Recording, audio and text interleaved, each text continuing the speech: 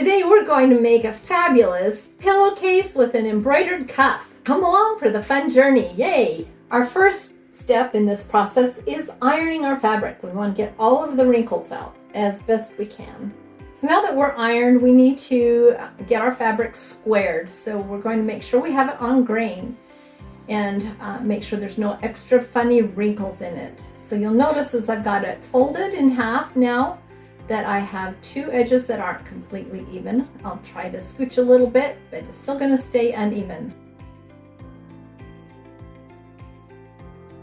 So now I'm going to fold the bottom fold up so it's parallel with my selvages, and then I'm going to trim off the one side very carefully and carefully flip the fabric over and line it up on my mat so that it's square on my mat, that the bottom fold lines up with a line on the mat.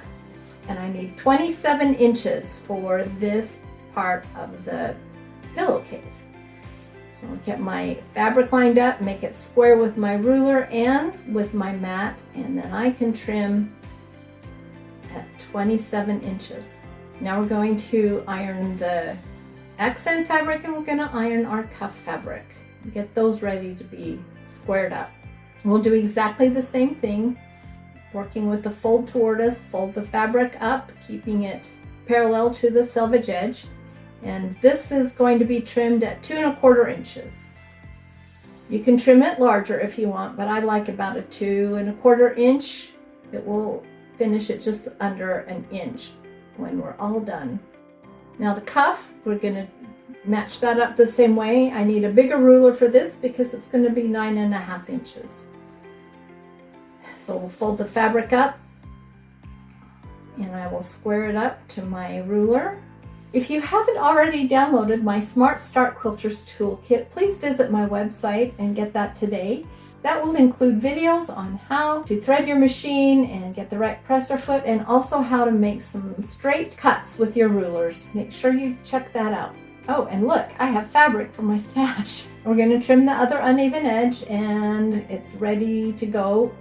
Get prepared for our embroidery hoop. So we can place it in the center of embroidery hoop and have our name or whatever sentiment we're embroidering centered on our cuff. So the first thing I do is press a horizontal halfway line in the cuff. Then I'm going to measure halfway vertically, so I make sure that I'm in the center of the fabric. Now I'm going to go get the main body fabric and compare it to the cuff and make sure that we're about the same length, so I know how far to press and adjust for that center mark. You can see in this picture that we aren't completely even, but that gives me an idea that I just need a little bit of extra when I line everything up. So I'm going to include that little bit of extra with my selvage, checking that. There's my selvage, you can see those dots, those holes. And I'm going to include about 1/2 inch for seam allowance over that center line. And now I'm going to press, and then I'm going to fold one more crease in by folding the bottom edge of the cuff up and giving myself a 1/2 inch seam allowance and measuring that just with my eyeballs according to the previous fold that I ironed in, and then press that fold in. And now it's ready. Okay, I'm making sure I have matching bobbin thread to my needle thread for my embroidery. I chose black glide embroidery thread. I've removed my accessory tray and I'm getting ready to put my embroidery unit on with just a little snap. It slides right on. And I think black is a good choice. You can see how well that looks against that orange fabric. Now I'm going to choose the largest font on my machine and spell out my grandson's name. Make sure it's centered and then rotate it, and also make it as big as it can possibly go. Most machines will allow you to increase the embroidery size about 20%. Okay, put my bobbin in. Thread my machine, and I'm going to use embroidery titanium needles size 80 by FOF today. I'm going to select the hoop, which in this case is a 120 by 120 or a 4 by 4 inch. I'm going to remove my sewing needle and put an embroidery needle in with the flat space to the back. Tighten my screw, don't over tighten, don't want to strip your needle. Now I'm going to undo my screw on my ankle and snap my embroidery foot on and tighten that screw down. It's very important to get that screw tight. Now it's time to put some stabilizer in our embroidery hoop. I'm using Inspira Tearaway today. I always like to cut my stabilizer so I have about 1 inch all the way around my hoop. Open my spring and snap my hoop in place. I'm going to make sure that the size of the hoop is towards me, so if I have to double check anything, I can see it easily on my machine. And the flat side on my hoop goes flat side down. Snap it in, clip my clip in, and tighten my spring. Now I have these 2 little marks in my hoop that I'm going to connect with a ruler and draw through the middle so I get my crosshair so I know where the center of my hoop is, which will help line up my fabric for the embroidery. We're going to take a little 505 spray, and then using my folded lines, we're going to line those up with the crosshairs that I drew in on the hoop. Snap the hoop onto the embroidery arm, make sure it's in place. I'm going to baste around the design because I did not hoop my fabric. I knew that part of my fabric would not be in the hoop, so we need to stabilize the fabric. So that's why I've stitched around the name. Just going to cut my jump threads and then let the machine do its embroidery thing. So while the machine is embroidering, I am going to press my accent strip. You can press it lengthwise by matching both raw edges up, or you can use the Quilted Hearts Binding Ease tool. I just slip my fabric through the 2 loops on the sides of the tool and put my iron down and then pull with my right hand while I keep the edges together with my left hand, and it just pulls that strip through so fast. What a time saver. While the machine is embroidering, I'm going to pin the accent strip to the pretty side of my pillowcase fabric. Make sure you're matching raw edges to raw edges. Now I'm going to clip my jump stitches before I remove my embroidery from my embroidery hoop. This is a pretty easy little task to do. Alright, I noticed that I clipped 1 thread too many and I have a loose thread, so I'm going to use Fray Check to glue all my jump stitch knots in place. That will keep my thread from fraying and give me the perfect result that I always want. I'm just going to unpick all the basting stitches, and because I used a tearaway stabilizer, I just have to tear away all the stabilizer from the embroidery.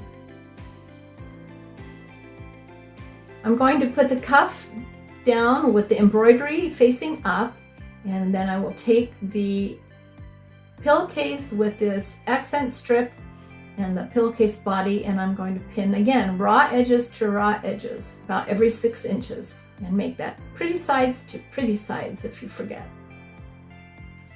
And yes, I'm going to have a little bit of hangover, and that's okay.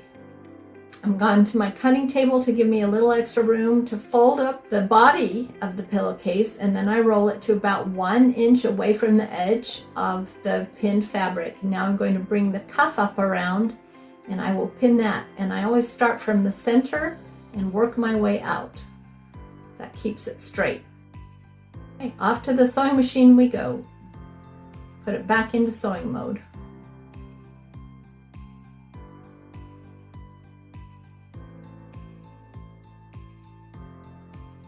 And I'm using a neutral thread this time, just a cream colored thread, to sew the whole pillowcase together.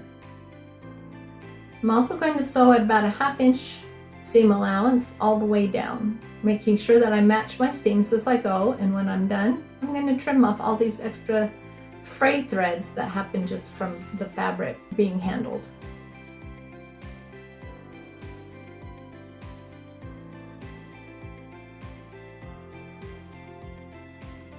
Okay, now it's time to turn the pillowcase. I'm going to start by folding the cuff down and pulling the body of the pillowcase out, and I'll periodically stop and fold more of the cuff and then pull the body as I work it through and get it all turned. And once it's turned, it's time to iron it. Get it all pressed nice and flat.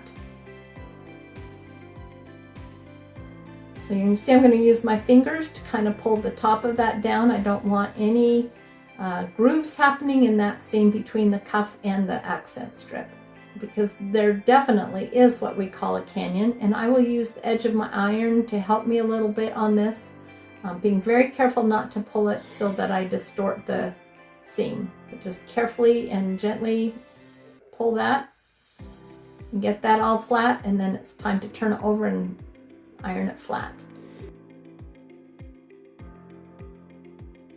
So now we're going to sew it together, and this is really exciting because we're almost done.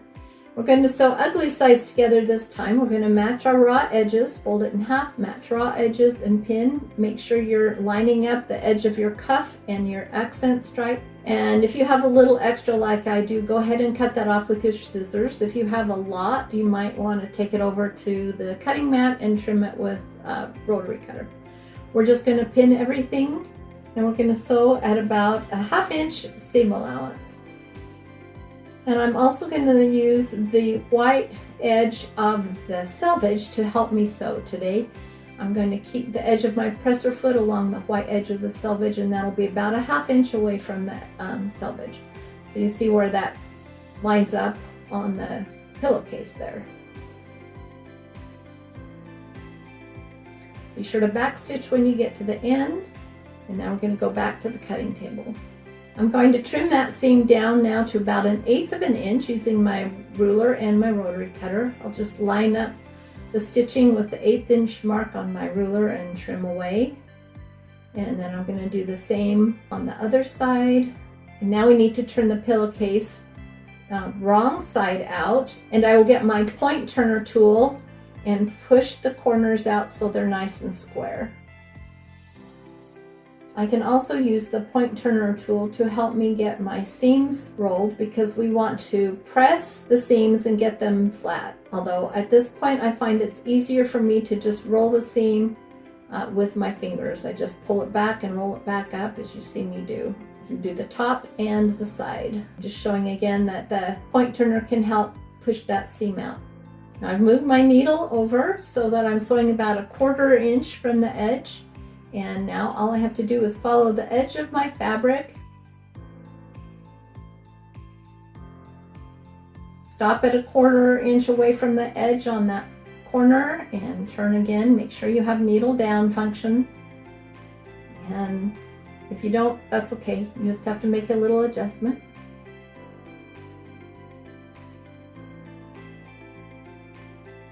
Back stitch at the end of your cuff and you are done. Now the last thing we have to do is turn it right side out. Roll your pillowcase again to get that seam as flat and open as you can. And now you're done! Yay! Look at what you just made. That's fabulous. Celebrate you. Congratulations! Be sure to grab your own Smart Start Quilters Toolkit with 6 bonus training videos of what I wish I knew when I started quilting.